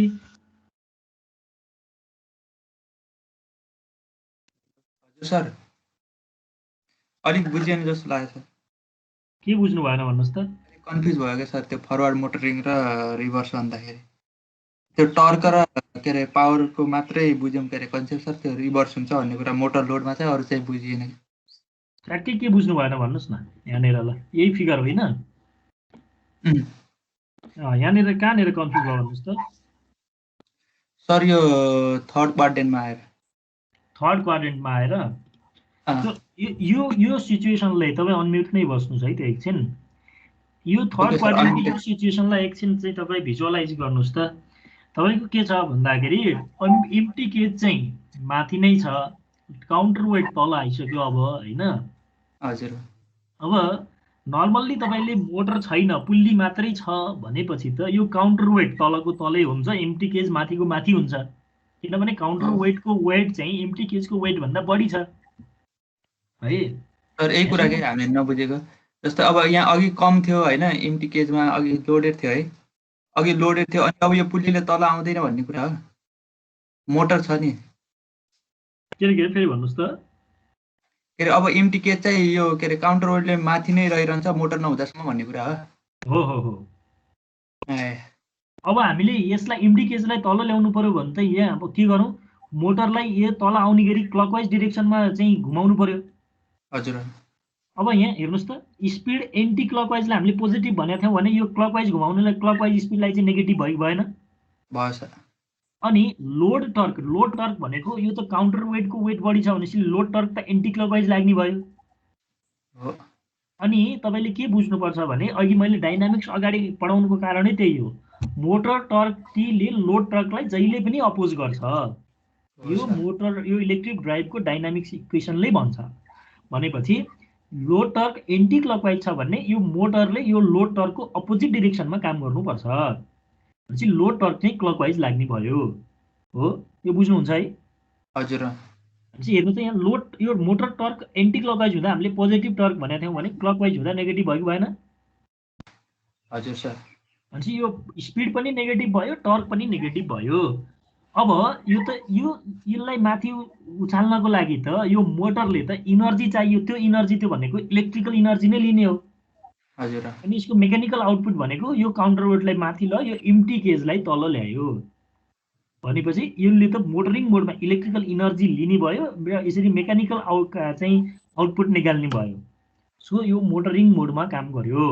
so power चाहिँ के भयो, दुईटै नेगेटिभ इन्टु नेगेटिभ गर्दा प्लस आयो। पावर प्लस आउनु भनेको त्यसले इलेक्ट्रिकल पावर कन्ज्युम गर्नु हो, पावर नेगेटिभ गर्नु भनेको इलेक्ट्रिकल पावर सप्लाई गर्नु हो। कुरा बुझ्नुभयो? हजुर सर, बुझ्यो। त्यही भएर यो रिभर्स मोटरिङ मोड भयो कि। रिभर्स भनेको सुरुको स्पिड भन्दा अपोजिट डिरेक्सनमा घुम, मोटरिङ भनेको पावर कन्ज्युम गर्यो भनेको कि।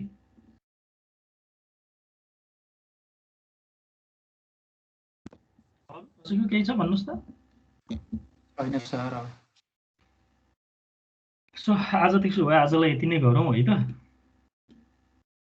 तपाईँहरूको जुन मैले अलिकति एउटा इन्फर्मेसन तपाईँहरूलाई भन्नु भनेको होइन, त्यो अब हामीले यो के अरे जुन सबै इलेक्टिभको क्लासहरू रन गर्ने भन्ने हिसाबले ट्राई पनि गऱ्यौँ, तर अब मैले माथि चाहिँ क्याम्पस प्रशासनसँग सल्लाह गर्दाखेरि 12 जना नभइकन क्लास रन गर्न नमिल्ने भन्ने जस्तो कुरा आएको छ है। त्यही भएर हामी आजबाट 2वटा इलेक्टिभको क्लास चाहिँ रन गर्दैछौँ। रिलायबिलिटीको अहिले तत्काल चाहिँ यही सिचुएसनमा चाहिँ सम्भव भएको छैन है।